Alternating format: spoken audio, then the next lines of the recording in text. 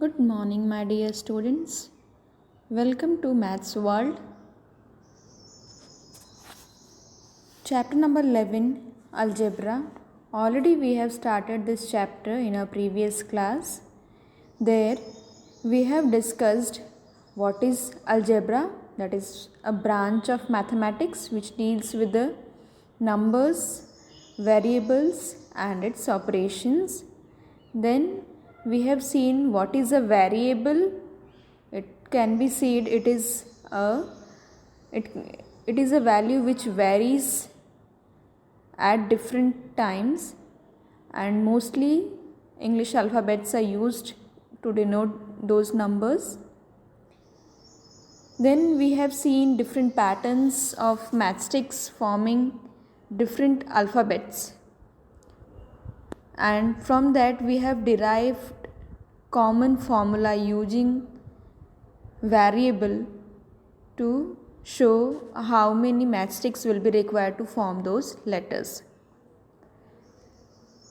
After that we have started exercise 11.1 and we have done few sums based on it. Now we have left with few of the sums of this exercise only. So let's continue with the exercise 11.1.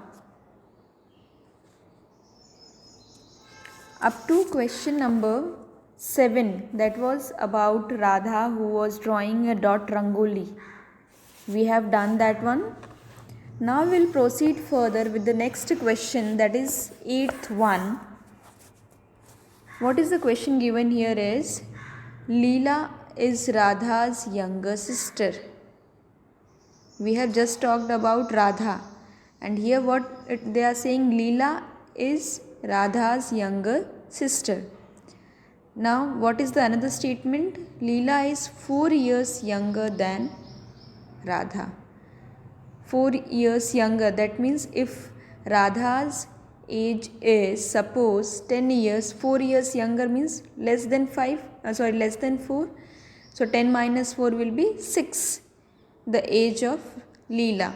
Now can you write Leela's age in terms of Radha's age? Take Radha's age to be x years. So what they are saying, you have to suppose Radha's age to be x years. So here it is given that Leela is 4 years younger than Radha. So Leela's age would be Radha's age minus 4, as I have gave you the example of 10 minus 4. Here 10 was, I have supposed the Radha's age as 10.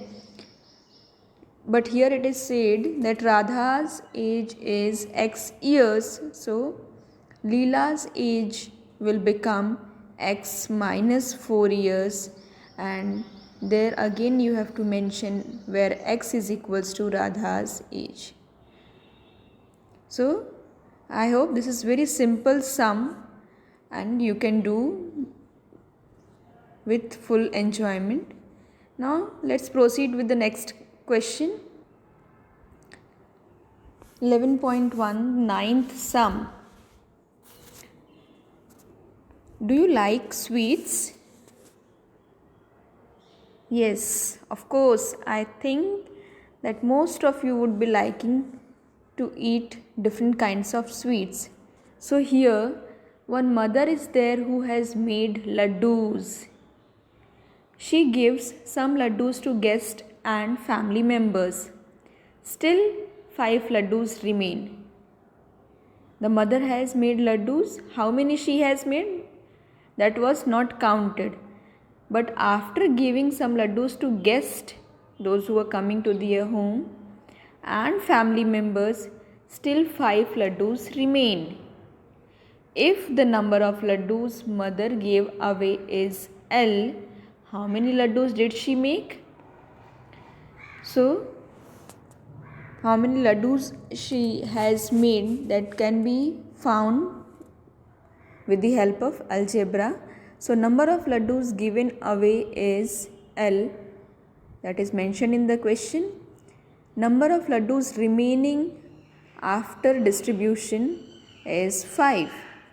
Now number of laddus she made is equals to number of laddus which is given away and number of laddus which is remaining. So that is how many laddus are given away?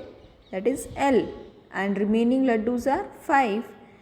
So L plus 5 will be number of laddus she made, where L is equals to number of laddus which are given away. So I hope this is also very interesting sum for you. You can solve by your own. Now let's see the next question.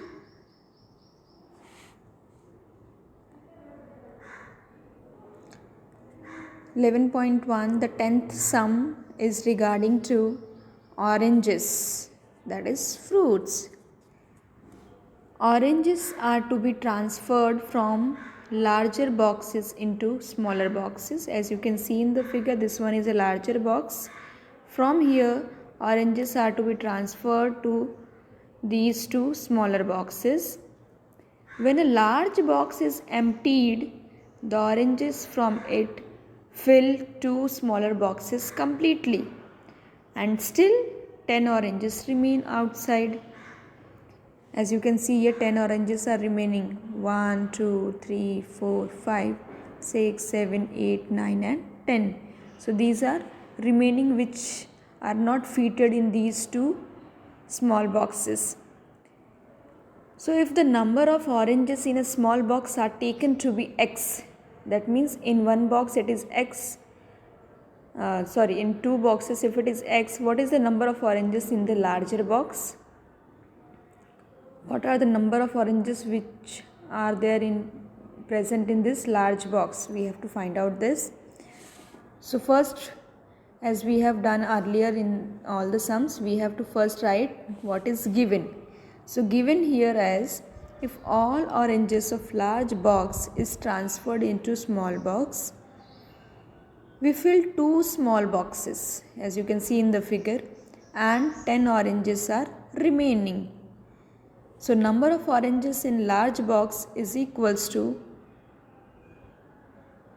2 into number of oranges in small box, because there is two smaller boxes are here.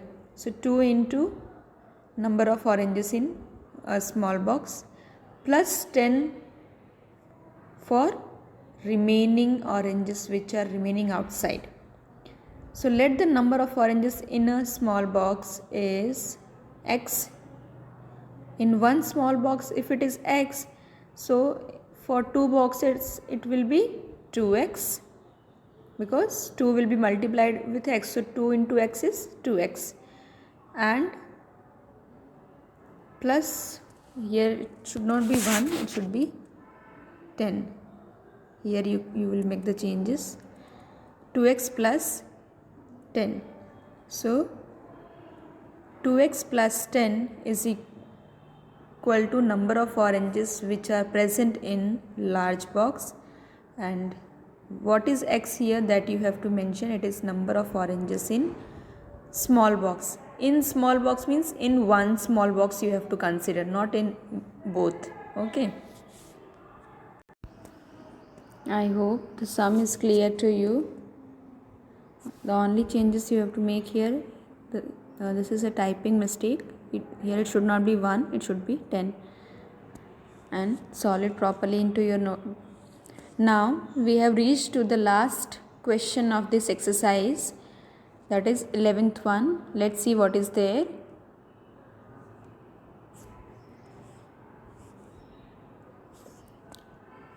(11.1) question 11 is, look at the following matchstick patterns of squares. These are the squares which are made up of matchsticks. The squares are not separate. As you can see, these two are joined by one single common matchstick. Here this is common matchstick. This one is also common matchstick between these two squares. So what they are saying, the squares are not separate. Two neighboring squares have a common matchsticks.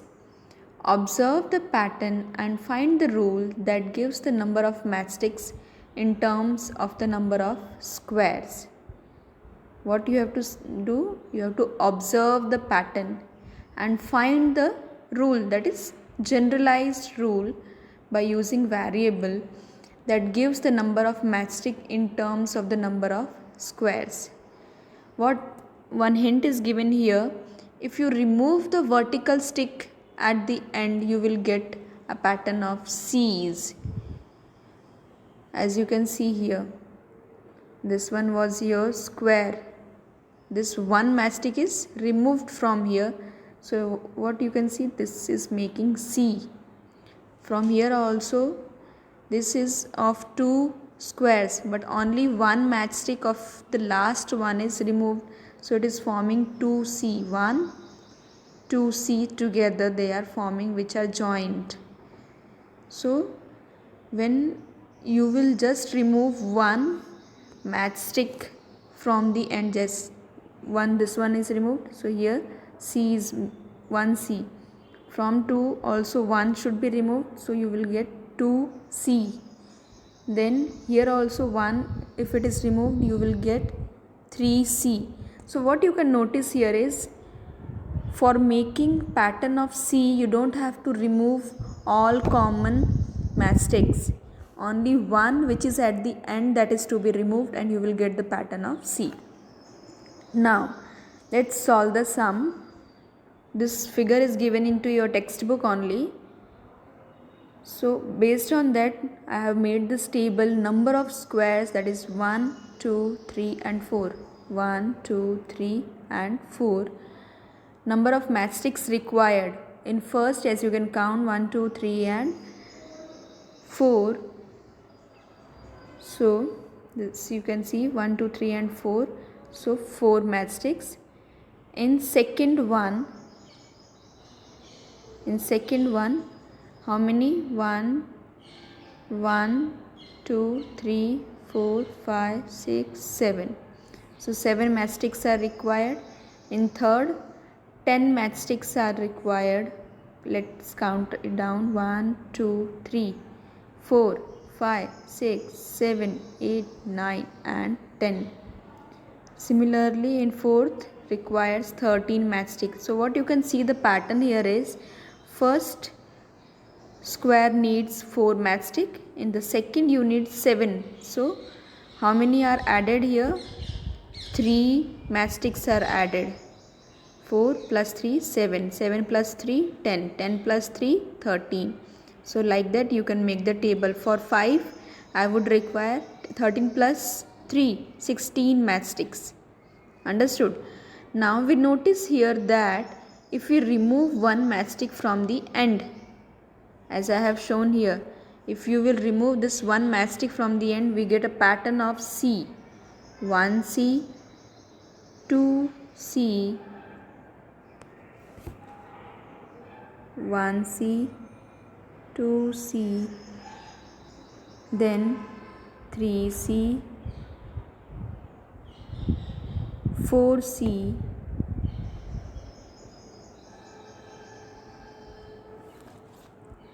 so by removing only one matchstick from the end, you can get the pattern of C.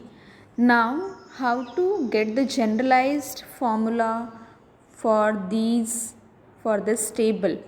Let's see. Number of C's equals to 3n. 3n means what here you can see here, number of C's is equals to 3n, means for one you require 3 matchstick.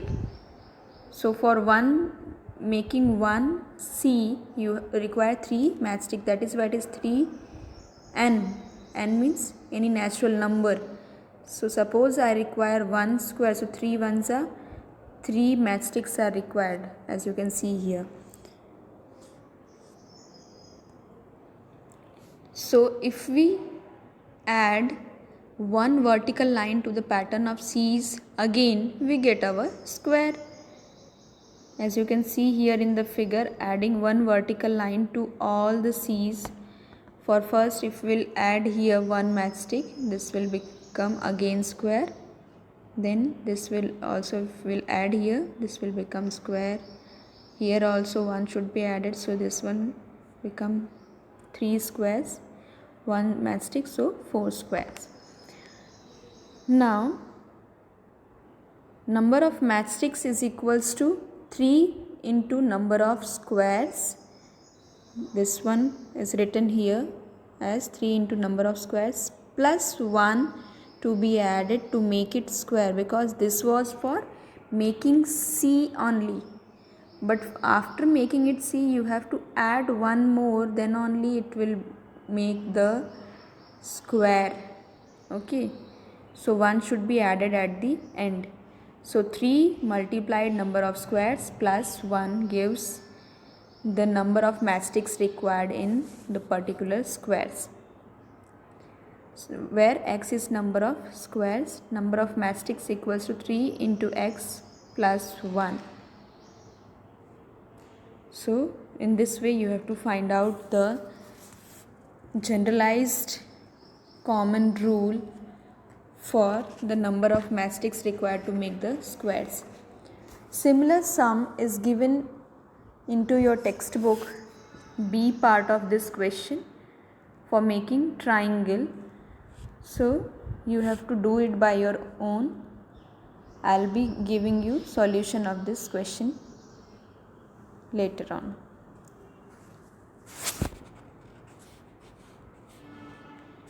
So here we end up with the exercise. Thank you for paying your attention. Now, leaving you behind with some theoretical notes about rules from geometry, rules from arithmetic, which is given into your textbook also. So leaving you behind with this, see the video properly and try to understand the concept and the rules which are mentioned there. Also note down the important points and definitions which are given there. We'll be proceeding with the exercise 11.2 in the next class.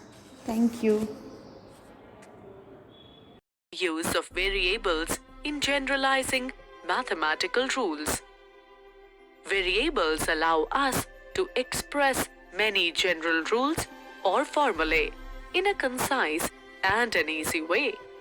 The rules in geometry and arithmetic are generalized by using variables. Let us write rules from geometry using variables. Perimeter of a square.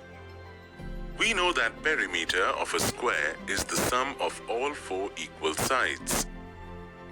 Let us take a variable b to represent the length of a side of a square, as side can be of any size.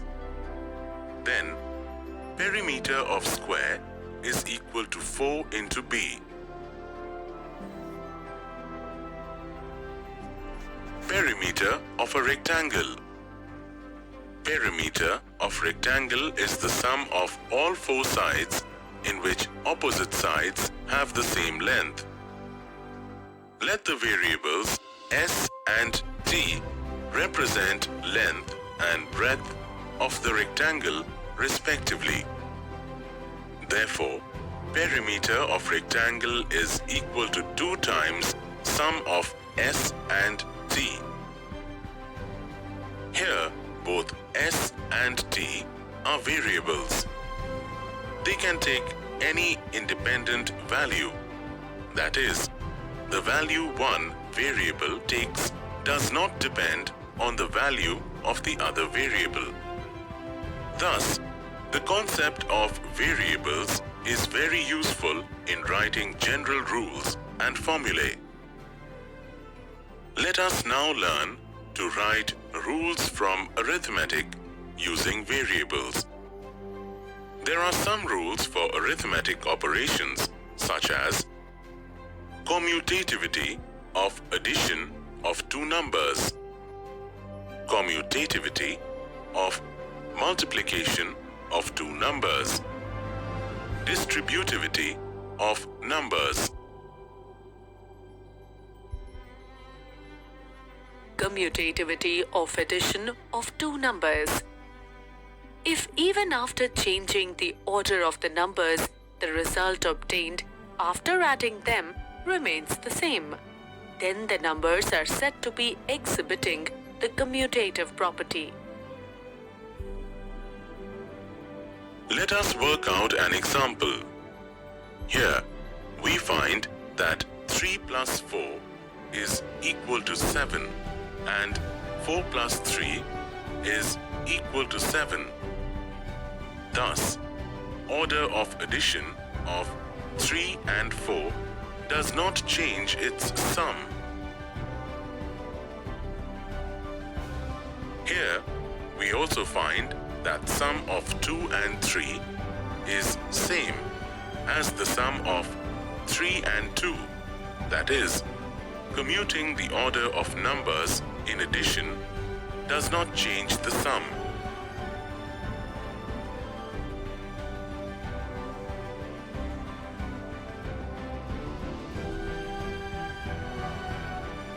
This property is true for all the numbers.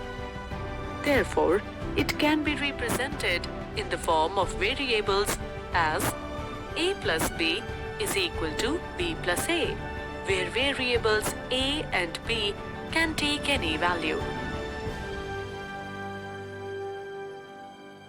Commutativity of multiplication of two numbers. This property is true for all the numbers. If a and b are two variables, we can represent the commutativity of multiplication as a into b is equal to b into a. Variables a and b can take any value. Remember, commuting the order of numbers in multiplication does not change the product.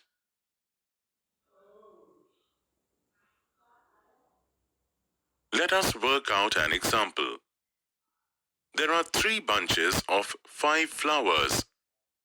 So, the total flower is 3 into 5, that is 15. Also, there are 5 bunches of 3 flowers.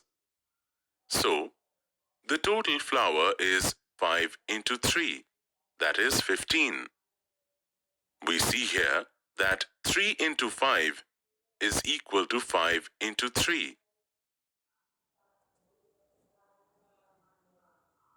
Distributivity of numbers. This property is true for all the numbers.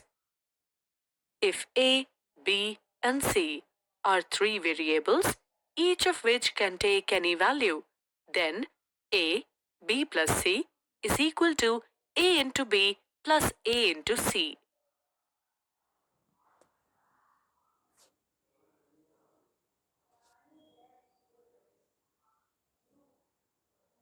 Distributivity of numbers. This property is true for all the numbers. If a, b, and c are 3 variables, each of which can take any value, then a multiplied by b plus c equals a multiplied by b plus a multiplied by c. This property is known as distributivity of multiplication over addition of numbers.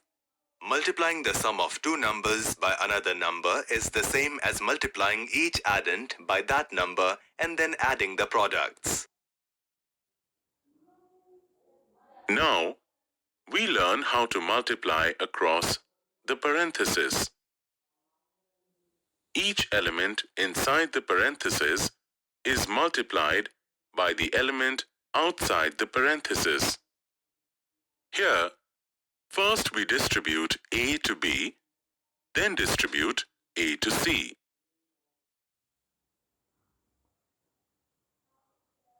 Let us work out an example. Here, We have a table with 2 rows and 3 columns and another table with 2 rows and 5 columns. Now, we combine both the tables along rows as the number of rows in both the table is same. In the combined table, number of rows is 2 and the number of columns becomes 8. Here, we observe that 2 into 3 plus 2 into 5 is equal to 2 into sum of 3 and 5.